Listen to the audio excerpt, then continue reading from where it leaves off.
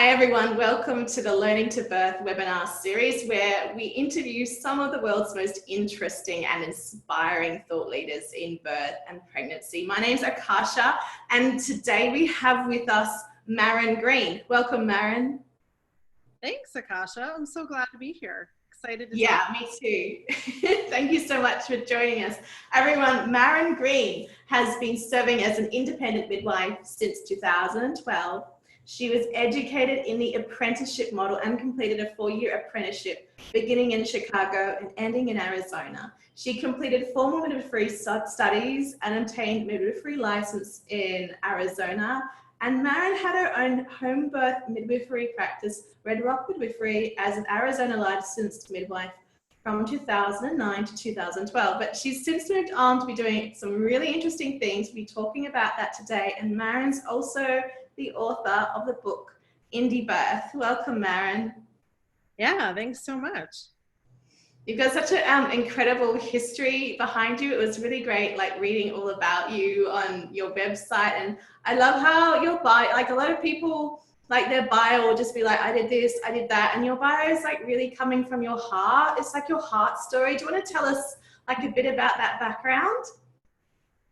Sure. Well, it's a complex background at this point, so people should read our book, which I'll talk more about. Yeah. But let's see. Personally, I've birthed 10 children, and my very first daughter was born almost 17 years ago. Wow. In the hospital. And that was the beginning of my journey into birth. So my second child was then born at home, and all of the rest of them since. So that experience, or those births rather, have really shaped my own passion and interest in serving women myself. And I did that, as you said, as a licensed midwife for several years, but I've been serving women overall as a midwife for more than a decade now. The only difference is that I serve as an independent midwife or an autonomous midwife. As the work we do in Indie Birth is really so much about autonomy and allowing women to know their choices. So I've been a midwife for a long time. It's just taken a different turn maybe than I thought back when I started. Yes. Do you want to, I mean, that's just phenomenal that you've had 10 babies. Do you want to tell us like how that was for you as a mom, like how that's like gone for you? Yeah, well, I won't tell all of the stories. I actually have, I think it's the Circle of Birth podcast. I recorded nearly all of my birth stories with. Wow. Yeah, so if anybody wants to take a listen, and certainly in our own podcast, we have our own series called Taking Back Birth, and over 150 podcasts. A lot of them have snippets of my birth stories. So obviously I'm not going to tell all of them. But, you know, for those curious about seeking a birth attendant or how to do that, I've had midwives at my own births. I've had certified nurse midwives. I've had independent midwives. I've had CPMs, which are certified professional midwives. I've had free births. I've had 2 babies just, you know, without anybody there. And that's been the best education as a midwife that I think anybody could have, having all of those births and all of the ways that they've gone, several of which are included in our book. So my most recent birth was almost 7 months ago. She'll be 7 months this coming week. And I think I'm done with that chapter of my life. But her birth was the best ending possible. It was amazing and blissful and really not painful at all. It was quick. And yeah, I feel so blessed to have experienced the births that I have, for sure.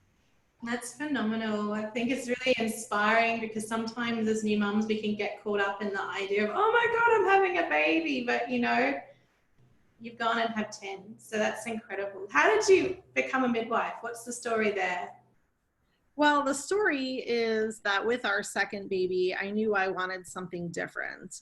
My first birth was wonderful. You know, having my first baby, I had a beautiful daughter who, like I said, is almost 17. So there was so much that was perfect about it. But I wanted more for my second birth. And by that, I mean, I wanted less of you know, what I had experienced in some ways. I didn't want anyone to touch my baby. I didn't want anyone to take my baby. I didn't want anyone to tell me how it would go or how much time I had. I was very confident with my second, especially, that I could do this. And so kind of at the last minute, which is part of the funny story, I realized that I didn't want to go back to the hospital setting for his birth. And I sought out a midwife in Chicago, Illinois, where most midwives are underground and illegal. Unless you're a nurse and a midwife, you can't practice legally. That didn't stop me. I found midwives and interviewed them and picked one and had just a really amazing experience with her and a really amazing birth. And by the time my son was 4 months old, I was already enrolled in an intro to midwifery course online. And one of the assignments was to go interview some of the other local midwives. So I did that, and I was offered an apprenticeship on the spot by a friend of my midwife who I had never met before. And I was like shocked and surprised and kind of confused. I didn't know at the time how hard it was to get an apprenticeship with a home birth midwife. And I didn't really feel ready, but something was calling me, obviously. You know, in the time from his birth, it had only been a couple months, but I had read nearly every book from the library that I could about birth and about home birth and about natural birth. So I was hooked, and I accepted the apprenticeship, and he'll be 15 next month, or actually this month. So it's been a 15-year, you know, home birth journey since his birth. Incredible. We're gonna get more into the story of indie birth and what you've created, but I'd love to ask you some questions that some of the new time mums might really find helpful. Like, you know, we've been talking about the word midwife, but what is a midwife and what can the midwife do? Right. Yeah, it's a great question. And I have to say, with my first baby, I didn't know the answer either. So no hard feelings about that. I think a lot of people are also confused when it comes to doula, which we don't have to talk about, but people sometimes get midwife and doula confused. So let's see, the short version would be a midwife is someone that assists a woman in her pregnancy, during her birth, and after the baby, as more than emotional support. So we should have clinical knowledge and understanding of the normal birth process, as well as the understanding of pathological things and, you know, emergencies that come up. You're asking me, so, you know, my unique answer is that I don't believe midwives are medical providers. So that's where it can get kind of sticky and not really a straightforward answer. Here in the US, women do have the option of several types of midwives, and some are more medically trained than others. And in fact, I'm sure it's the same in Australia, many midwives serve in the hospital. So yes, you know, they are women that are trained about birth, but they may have more training in a medical setting, which, depending on what you want for your own birth, may or may not be suited to you. I was never trained in a hospital. I don't want to work in a hospital. I only want to attend a normal, healthy women at home.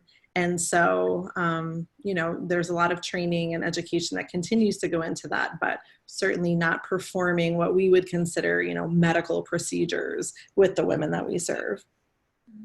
When a woman comes to you and she's wanting a midwife, what do you find that she's looking for? Mostly it's support around her ideas that she has, most likely, about the way she wants her birth to go. So, you know, she might come in and say, I know I really want a water birth. So it's how to achieve that with the big picture, right? Like, what are all the emotional steps someone takes in a pregnancy, perhaps, or where do they need the most support?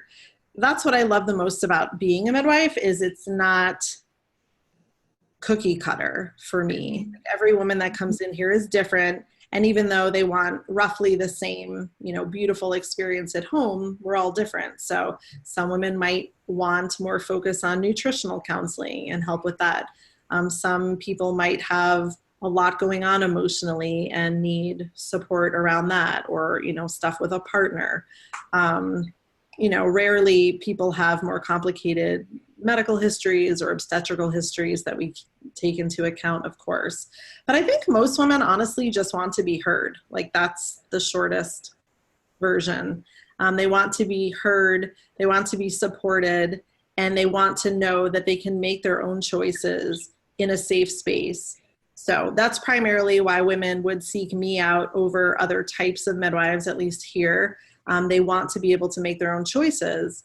So that might sound dramatic, but in other settings, in the hospital, or even with a licensed midwife at home, there's a list of criteria the midwife must meet to serve the woman. So that's slightly different for me. Women can come and really honestly say what they want and know that, I'm serving them in their best interest. I'm not serving the government over them, which is huge. Yeah, that's fantastic. What sort of things does, like, in that first appointment, like if a woman's not had a midwife before, she's like, oh my gosh, what will happen in that first appointment with my midwife? Like, if someone comes to see you, what does your first appointment look like with them? Well, my first appointment takes some preparation. So that's also not for everybody, and that's kind of on purpose. I try to make it clear, even in like the interview process, that this is a commitment. This isn't just like, you show up and I tell you how you are. You are putting in effort to, work on your own stuff and, to get to know me and all of that kind of stuff, which is secondary, of course. So there's some prep work, and I like to have people fill out a pretty detailed health history so that I can get a solid understanding of, what's going on for them, what their other pregnancies may have been like. I have several other questionnaires with, I call them, personal reflections, just kind of getting right to it. Like, what are your beliefs about this? And how do you work on intuition? And have you thought about things like death? Like, I just get right to it, and I want to hear their answers. And that kind of gives us, some fuel for the rest of the time together, like just open and honest right away. I also provide nutritional counseling, so I try to do a little bit of that beforehand. I send women lots of resources, so lots of our podcasts to listen to, links. We have an online class that they get access to immediately. So in other words, they're coming to that first appointment with material, and usually a 3 to 4 day food journal. So it sounds like a ton, but it is. And I say that it's a little overwhelming, the first appointment, but I want to get to know you, and they're free to ask me absolutely any questions.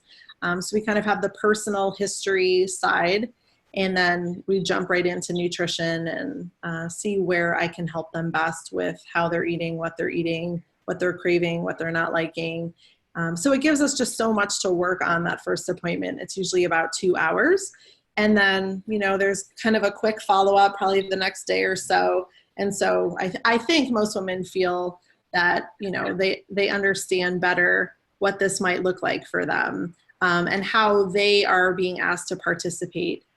So one thing here in the US, or in Arizona specifically, it's not the same in every state, but women can self-order lab work, for example. So talking through the options, what they might want to order, what that costs, and kind of sending them on their way with, homework and things to follow up with. And, we go from there. So it's not meant to accomplish all that on the first appointment. I just like to kind of, give it all and see where people are at and where they're drawn to and how I can be of service to them. That's really great. It sounds more like, it's a partnership, and you're helping the mum become aware of what her role will be in that partnership, rather than it's just about her having stuff done to her that she's told needs to be done. It's more about, oh, I kind of need to do this and that. It's really, really great. I'm really glad to hear that service is available. Look, this might sound like a bit of a dumb question, but I know that first time mums kind of ask it, and I never had it done, so I don't really know what it is. Like, midwives and membrane sweeps, At 38 weeks. What is that? Do you do that? Who does that? I don't really understand what that's all about. What is it? Well, what it actually is Yeah. somebody, sticking their hand up someone's vagina to reach the cervix. The amniotic sac is up in there with the baby. So down here, like where the cervix is, kind of using your finger to separate the sac from the cervix. Kind of like, almost like, this is maybe a terrible analogy, but like when you peel fruit, like an orange away from, right? So kind of that membrane is there that you peel away. So, it's quite an interventive procedure to do in the first place. And, I think I had that done with my first pregnancy, but I wasn't asked consent. So it is something that sometimes happens without women knowing.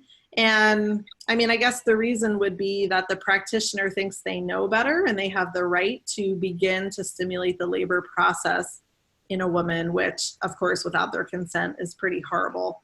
And even with their consent, you are introducing the possibility of infection.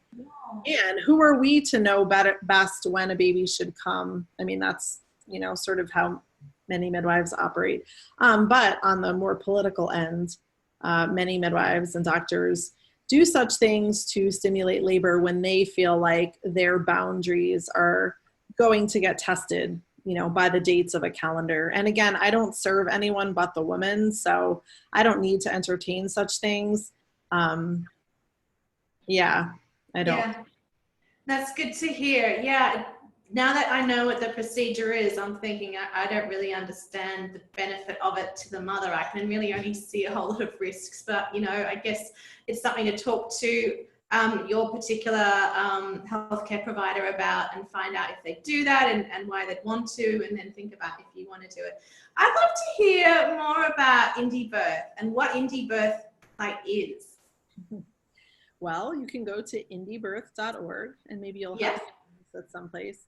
Indie Birth is really a global community of women and midwives and birth workers across the world who believe that birth is not a medical event, who believe that we have a right to autonomy in our own births. And as midwives, we also should have a right to autonomous practice.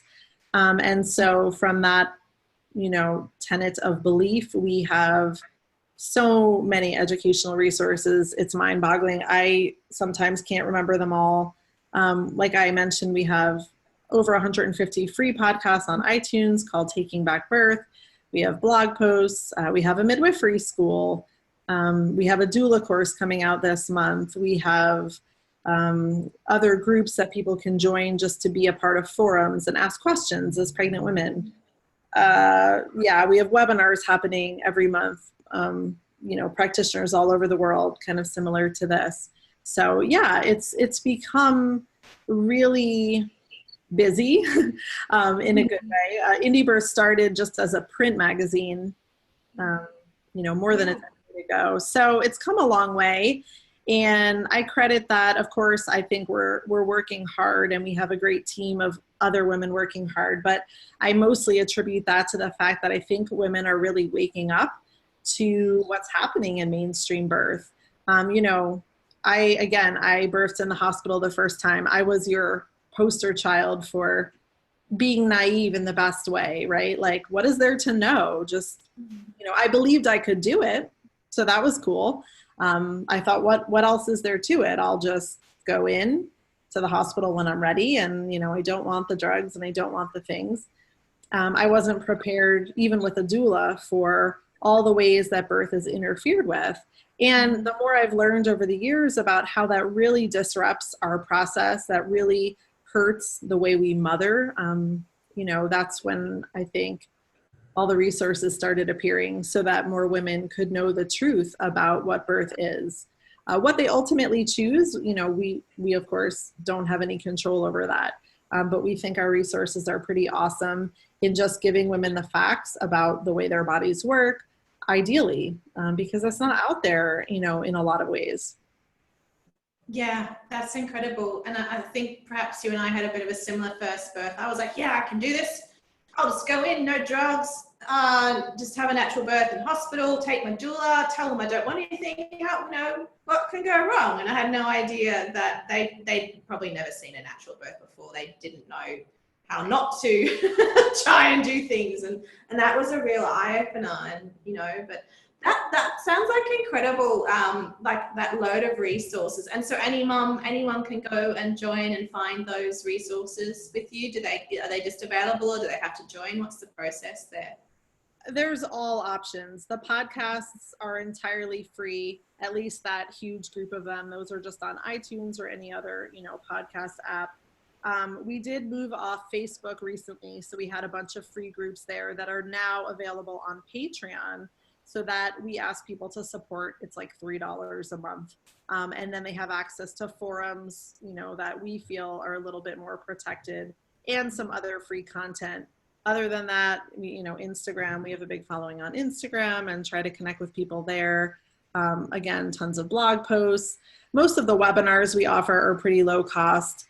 And we have a very, very huge childbirth education course called 13 Moons that we have hundreds of women in from all over the world. So whether, you want to spend no money or a little money, or you want to invest more in this huge experience, which of course, is what I say when people are here visiting with me. This is probably the hugest experience of your life, especially if it's your first baby. So figuring out how you want to invest your time and money and emotional energy is worth considering. Absolutely. Yeah, it's really hard having that first baby, and you're probably still working still, and you don't really know what it's about, and you're juggling like family pressures and work pressures, but it's a real worthwhile experience, to do things like that and learn as much as you can, because it then becomes normal to you, and your body can do it, and you know what to expect, and there's other mums out there who've done it, as well, like you. Your podcast is called Taking Back Birth. And I know that you're probably going to say, if I ask, how do you take back birth? You're going to say, go and listen to all the podcasts. And I love that. And let's do it. I want to know, though, for just a mom listening to here today, how can she own her birth? What are just some steps that she can do, 5 things, between now and her birth to help her own it?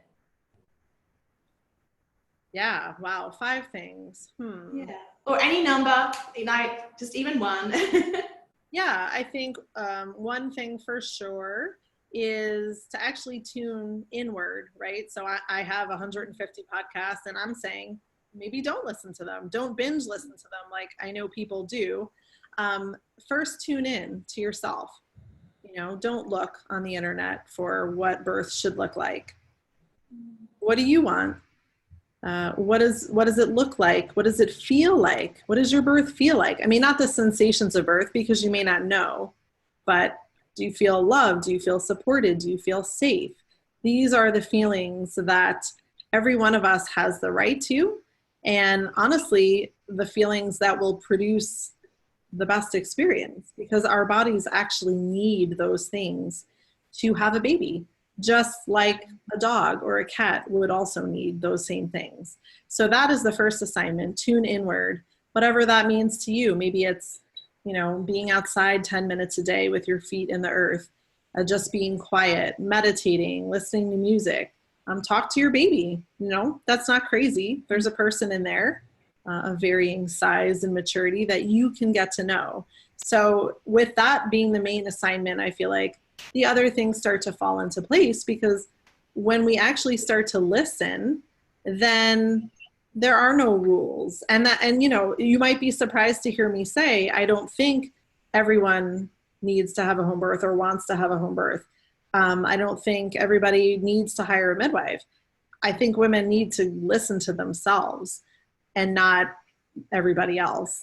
And that includes the fears, right? So when fears are coming up for women in pregnancy, which is so normal, there is no woman that has ever been pregnant, I don't think, that hasn't had fears to deal with. So how do you deal with those things? Do you have support? Do you have resources? Again, just keep coming back to yourself. You don't have to know a library's worth of material about birth to start. You simply have to find that place where you do know what your body's capable of, where you can talk to your baby and you can start to develop your intuition about things. So I say to women sitting here, and I do not convince anyone. In fact, I probably turn people away more in the sense of, this just isn't the right match, or there's more work to be done. But you have everything you need. There's no one that knows more about you than you. So that really changes how you then go out into the world and seek a doctor, or seek a midwife, seek a doula. That changes that, because you can say to them, yes, you have seen more than I have, obviously. You know about birth, and you can ask their thoughts or opinions on things, but you still have to always take it back to yourself, because nobody knows better than you. And with the increasing amount of politics in birth, honestly, I don't think anybody on the outside is completely to be trusted. And that sounds kind of horrible, but the membrane stripping was a great example. Who is that for, right? Most of the time it's, policy or procedure, or they don't want a woman to go beyond her due date or whatever it is. Most women, if they knew what that was actually for and they tuned in, would probably say, get your hands out of my vagina, Yes. Yeah. And it's like that Joseph Campbell quote, follow your bliss. If you follow your bliss, you're going to hopefully have the toolkit in front of you to make the decisions that are for your benefit. You'll only ever follow the things that feel good. And I think that's I really like that advice, actually, because that's a really powerful thing to know as a woman, because we're not often taught as young girls to do what feels good for us. We're taught how to serve, and we're taught how to, be obliging. And if we're taught to do what feels good and follow our bliss, or we can teach that to ourselves, then that unleashes us really as, independent, strong women and mothers who are just going to have an incredible life ahead of us, because we can learn through that to keep on choosing what feels good. It might mean that we end, relationships or circumstances in our life that don't feel good anymore. And maybe that feels temporarily like a bad thing, but actually we're opening ourselves up to new possibilities over time and finding out that greater strength and depth to us. I'd like to know, we've talked a bit about what Indie Birth does. Does it have an inner core mission that you're wanting to bring to the world? Well, the definition of an indie birth, I'm not going to get word for word here, but the gist is making choices from this place that we're speaking of in an autonomous manner. So again, it doesn't really matter where you birth or who you birth with, but finding that place within you to get the yes, to get the no, and to say, this is what I need, this is what I want. That blows everything else, I think, that we've been taught, even, holistic versus medical. It shatters all of it, because we don't need those labels. We're smart, powerful women. And if we feel like things are great, then we may not want test A, B, or C, and we feel confident in that. On the other hand, maybe we feel like we do want to look at something, and so an ultrasound becomes appropriate. It's not about this dogma of the way to live, because I think that's the problem with our world, honestly, is that, people are telling other people how it should look, and nobody's living in their true center. And that's what we need to create change. So the core mission is to just reconnect women with their own voice. We are so confident that if women are in that place, they will choose the best thing for themselves, for their babies. They will have incredible births, whether they're at home unassisted births or with a midwife or even C-sections. We're confident that women will feel on top of the world because they made the choice and they weren't bullied into it and they weren't scared into it. And that affects our mothering. And then what does our mothering do except help us raise awesome, intelligent, loving little people in this world that, will hopefully change things for the better generation after generation. So that's the long story, but the short version is, our decisions in birth affect the world, and they affect, again, future generations. And what is better, what is a better mission than that? That is how I get up every day and feel renewed especially in the face of, obviously all the negative things that we know are there for women to deal with, birth trauma and on the side of midwives being persecuted. Like, it's also a very nasty business if you let it be. But I have the pleasure and the privilege of working with people whose lives are changed, and they are the most incredible people and mothers and parents, as a result of not just their birth, but their entire experience, So way back to when you said, like, what do people do when they sit here the first time? They feel overwhelmed, and I hope understand that it's a long journey. It's not about that one prenatal visit. It's also not just about the birth. It's that along that span of time, they find ways, they find people, they find resources to feel supported and to find their own voice. That's all that matters. Yeah. That's got a lot of important stuff in there, and it kind of brings back memories for me of like my second baby, because I knew that I wanted to birth in water. I knew that I wanted to be. It comes back to that radical knowledge that you're talking about. It's not about the right way to do it. It's about trusting yourself and learning yourself and your body deeply enough that you can trust yourself. Like, you hear the yes, you hear the no. And so I went through the path of having an obstetrician through my second birth, but I searched really hard before and found one that actually really didn't just give lip service to the idea that they support natural birth. She actually did. And I remember going there throughout my pregnancy, and everyone has to do their own. I'm not saying anyone should do what I did, but I went in there and I was like, I'm not going to have any ultrasounds. I'm at the point in my life where I know my body well enough, and I can feel my body well enough. I'm going to know if I need one. I'm going to know if there's something wrong and I need to do tests. So unless I say we need tests, or I say we need an ultrasound, we're not going to do it. And she was like, are you sure? I was like, yeah. Are you cool with that? And she was like, okay. And you can find professionals who will have that level of partnership with you, who it's not just the expert making you do something because they know best. It's you saying, yeah, I want this. This is my picture, and they will work with you. You talk about like radical prenatal care. Do you want to tell us what that is, like more than what we've talked about? What is radical prenatal care? Right. Well, a little bit of history that will answer your question. I started the podcasts with my 7th baby, and I had recently, a couple of years prior, given back my midwifery license to the state and kind of started to practice in a new way. So even though it was my 7th baby, I was opened up to all of these new things. If I didn't have to serve the state anymore as a midwife and check off this and check off that and make women get on a scale and blah, blah, blah, what was I going to do? Right? What is this thing called prenatal care? Yeah, it's great to go visit with these women and get to know their families, but what is actually the point? And since I was pregnant myself, again, it was a great opportunity to ask these questions. And so I found through lots of research and reading, among many other things, just the history of prenatal care, how that all got started, and kind of fast forward to today, where we're at with that. So, in a Western country, we're privileged. We're mostly healthy. Most women have food to eat. We're not dealing with the kinds of things that other women in other parts of the world are dealing with. So is prenatal care effective was my first question to myself, and kind of what I researched. Is it worth the money that is being spent, individually and as a collective?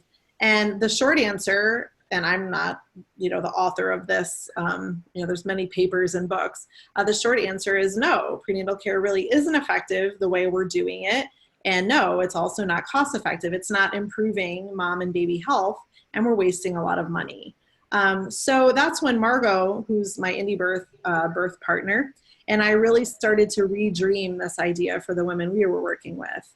How could we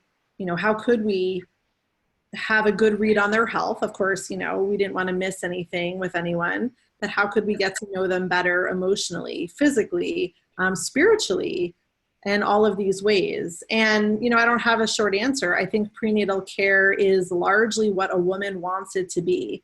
If she is, again, lucky enough to be in good health, sure, we can take her blood pressure. She can pee on a stick.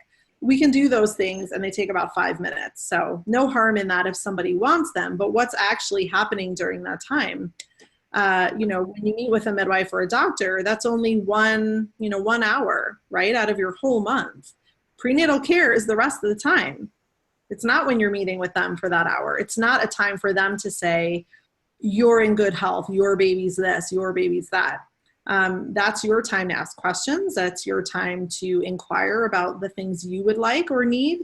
But it's those, 29 and a half other days of the month where you are giving yourself prenatal care. You're feeding yourself great food. You're taking care of your, need to move and get outside. All of the other things we talked about, that internal connection, meditation, connecting with your baby, spending time with a partner, spending time with your kids. Maybe you're part of a spiritual group or a religious group. Like, the list is really endless how women take care of themselves when they happen to be carrying a baby. We've just made this crazy big deal out of it, I think mostly driven by money and power and those sorts of things. And fear, right?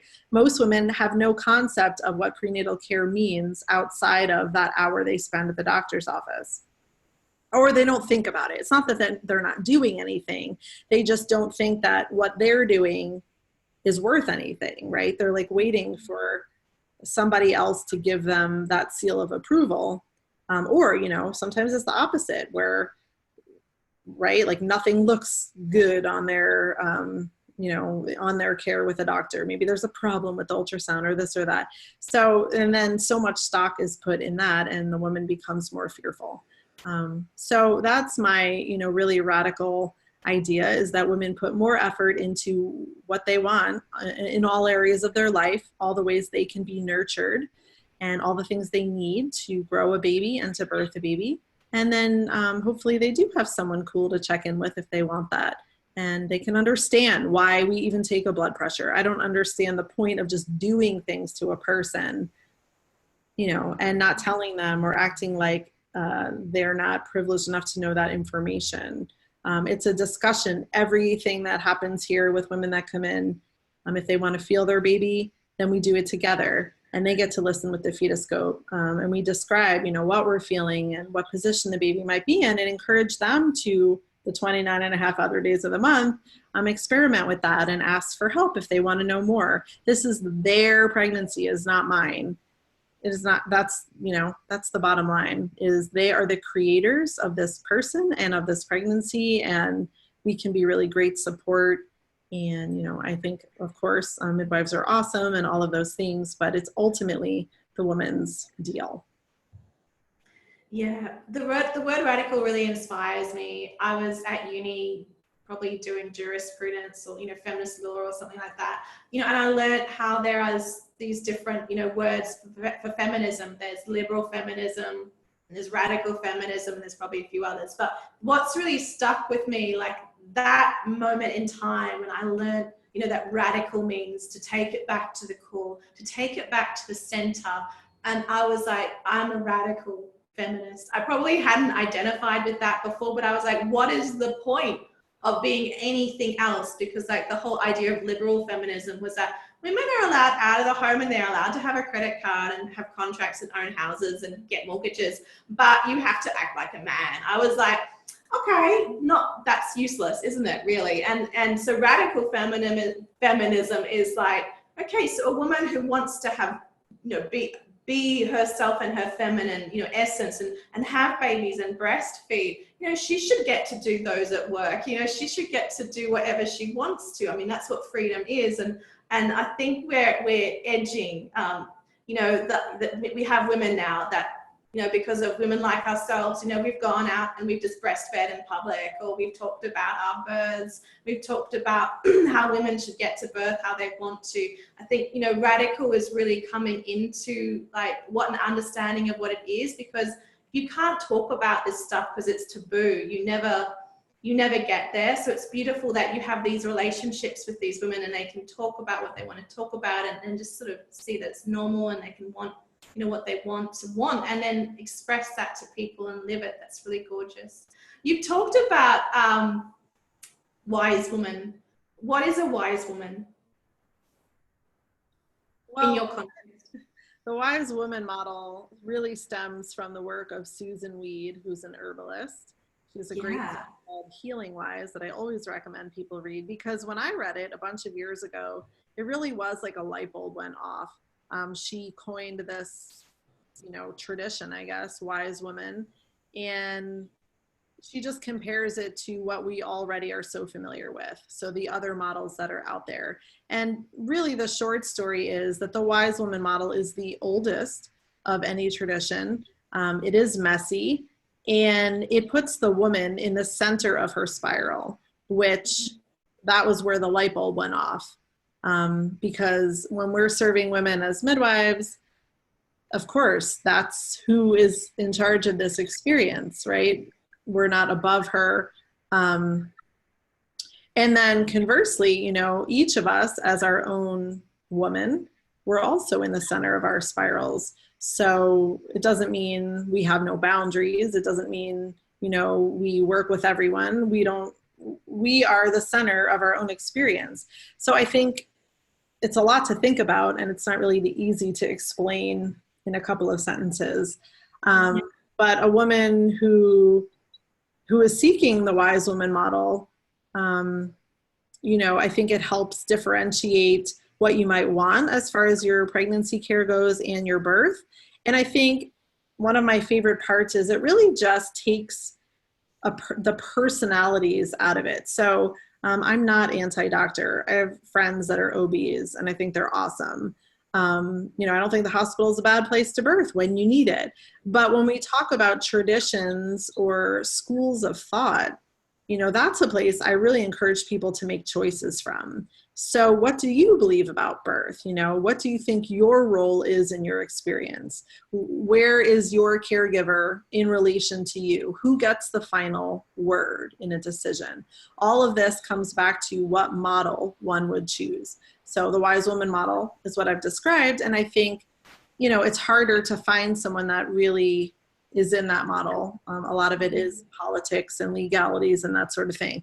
But it doesn't mean you couldn't find a doctor who really served women in that way. I think the tricky part of it is that some midwives don't serve in the wise woman model. In fact, many don't. Many serve in, I think it's the heroic model, where, there's still an imbalance basically of power is the short version. So again, I ask people, read the book, and mostly figure out what you believe, because if you want someone to make choices for you, or you really believe that someone knows more than you, don't go to the wise woman model. You'll have to choose something else. Conversely, if you really believe in the wise woman model and, you're living that and you're breathing that, then to enter into a relationship with a caregiver who doesn't respect that, it's going to be a disaster. And I think that's really the problem. It's not like hospitals per se. It's like women maybe aren't as clear as we're trying to be about these beliefs. And so they enter into a system that doesn't believe the same thing, right? It's not personal. It doesn't mean the people there are bad or wrong. It just means you don't believe the same thing. So you can't go into that wanting something you're not going to get it. And that's where frustration and ultimately, lots of trauma, I think, are coming from.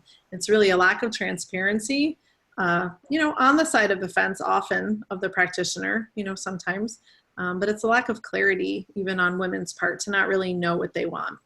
I think you've brought up some interesting things there, like the heroic model versus the wise model. I'm just remembering actually Susan Weed and what an influence her book, is it Herbs for the Childbearing Year, had on me. Oh my God, I'm going to have to look that book back up. Yeah. My first birth, when I think about it, but in the framework of what you've said, I was like, yeah, I can birth, I know how to do it. But I was still like that Disney heroine who's like, I need someone to save me, she's up the top of the castle kind of thing. And so I was looking for parenting in a sense. And I went to the expert, as a parent who would save me if I needed it.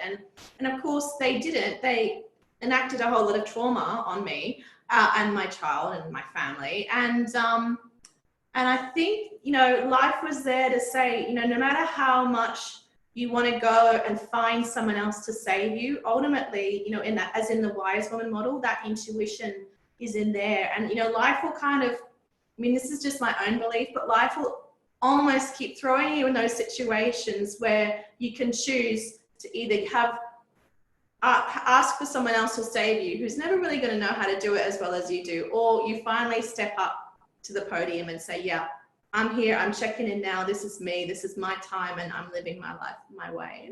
And you know, again, I don't have judgment on people just being at different places along the path. I think it's a journey. Yeah, I don't remember what else I was going to say, something along those lines. It's just, when it's time, it's time. And oh, I know what I was going to say. It takes work. So it's not luck, you know. Yes, there is a piece of birth at least that is unpredictable, like anything in life. We don't control birth, but we can control the way we feel about our experience.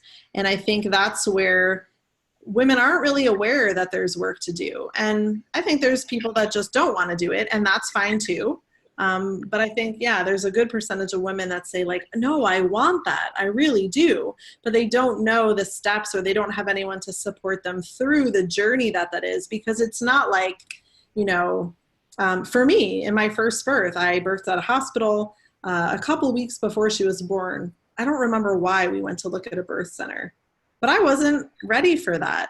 I didn't feel like that was what I was supposed to do. And honestly, I hadn't done, I don't think, like the necessary inner work to, you know, accept that situation at that time. So, yeah, lots of deep and inner work. It's not magic. It's not luck. Most of us that feel like we've had powerful birth experiences have had to work through them. And, you know, again, our fears and dealing with other people's opinions and thoughts, and just the societal beliefs that we all have. Like, there's crazy stuff out there. I'm sure your listeners know as they're learning, right? Like, who said to me, or I mean, we hear this kind of stuff all the time, like how scary cord around the neck is, and that's why someone should be in a hospital. So again, indie birth, you know, a lot of what we do is just kind of teach the myths out of things. And that's a great example. So people can understand the truth and then, you know, kind of weigh like where they go from there. Because making decisions from fear is how, you know, a lot of people end up in trouble with not feeling satisfied with their experience.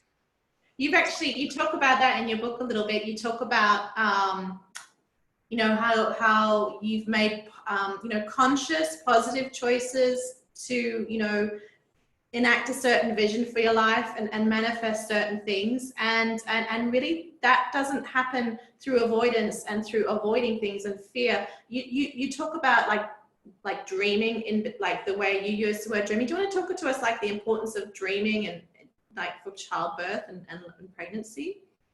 As in like creating kind of thing? Yeah, like as in visionary dreaming, and not you know, sleep dreaming, but as in dreaming our life. Yeah,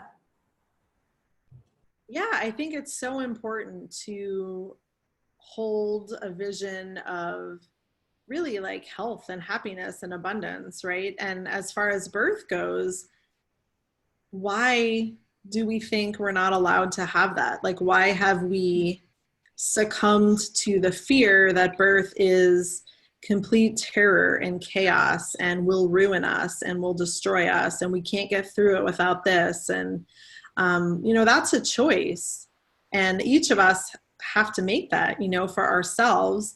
But again, I think there's a lot of societal and cultural pressure to believe that those things are true. So I think we're all so powerful, really, like we're so individually powerful, but then as a collective of women, to not just dream this space of loving, blissful birth, but to actually live it. We change the culture. We change, you know, even the ancestry that we came from that may have experienced trauma in birth. Like when we break that pattern, we break it not just for ourselves, but for our own children, you know, probably maybe more our daughters and sons, who knows? So yeah, it's not just dreaming, it's actually living this example and feeling it in our cells and sharing it with the world. Every woman that has a powerful birth experience and expresses how she felt like she was important and she was heard.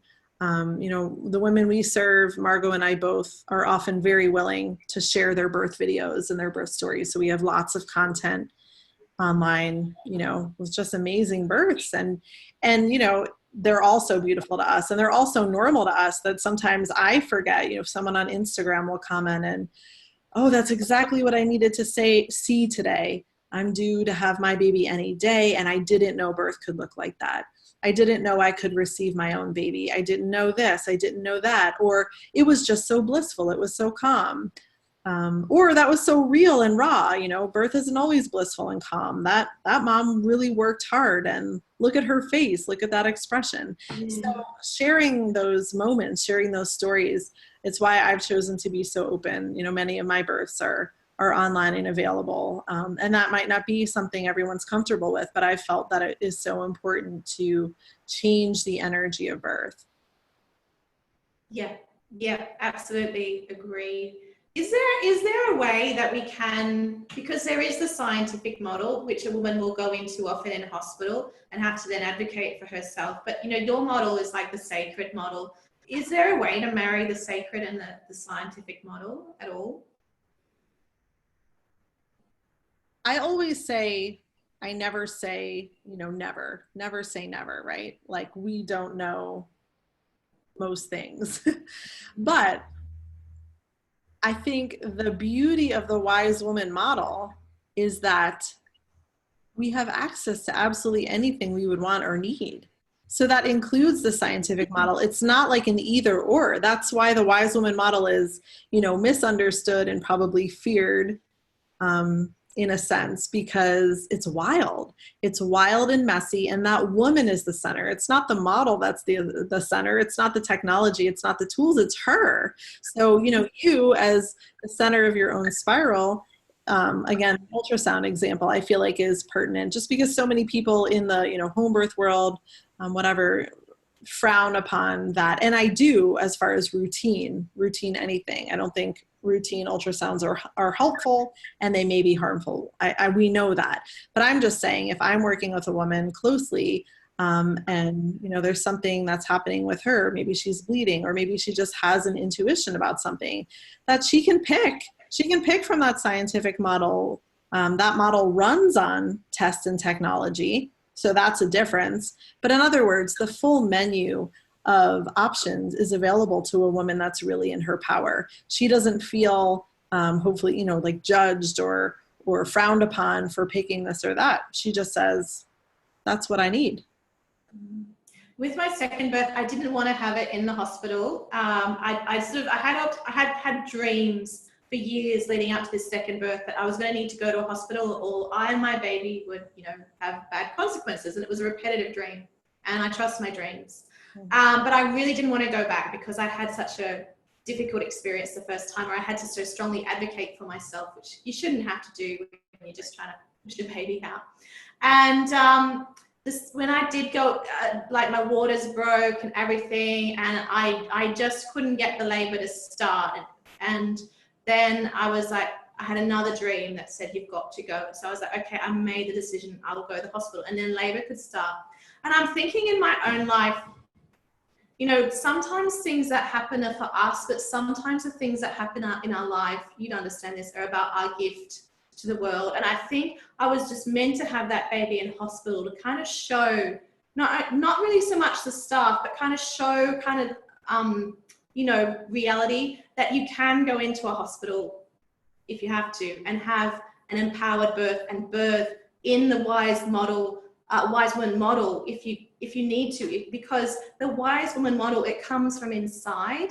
And I went to that birth, and I birthed exactly as I want to, and I showed them what the wise woman model of someone who trusts themselves and knows their body, how they can birth, and yet in that hospital environment. So that was something very beautiful for me. And if I had done that at home, I wouldn't have known that you could still do that in a hospital. Yeah, it's been beautiful talking today. How do people, we're going to include links obviously to everything that you've talked about below, but what is the best way? You have a midwifery school. How do women come and join that and learn from you if they want to?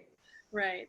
indiebirthmidwiferyschool.org is the link there. So people can just enter their email address and they'll get a virtual tour of the school. We enroll for once a year start date. So we just started a new cohort, our third actually, in July. So we won't be starting new students till next July 2020, but people can certainly sign up and learn about the school and get their questions answered and that sort of thing.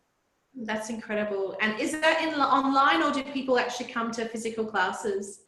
It's an online 2-year program. Oh, wow. Okay, so anyone can do it from around the world. That's wonderful. We'll include the links to that below. And I actually am really grateful for reading your book. It was a great experience. I really love reading like the birth stories. Birth stories are kind of like my favorite part because they're all so different, aren't they? And you learn so much about yourself and the baby through them. Before you go, I'd like to ask a really general question of everyone, and you can just answer it in whatever way you want to, however you interpret it. But my question for you, Maryn, is what is the power of connection? The power of connection. Yeah. The power of connection is you and I talking today across the world. And sharing our stories and seeing each other's faces and knowing that, especially with technology, this kind of technology now, we have no excuse as women, to not know, most of us. Obviously that doesn't go for absolutely everyone, but most of us have access to this kind of stuff and interviews and information and support to do all the work that we need to do to be the best version of ourselves. So that is the beauty of women connecting for sure. Beautiful. All right. Thank you so much for joining us, Maryn. It's been a really great talk, and I can't wait to go and check out some of your podcasts and look more around your website. So thank you so much for joining us. Yeah, thanks. Thanks so much. I hope everybody enjoyed hearing us both talk, and I wish you luck with the rest of this webinar series. It's awesome. Yep. There's more content that everyone can come and watch and listen and learn from. All right. See you later. Bye, everyone.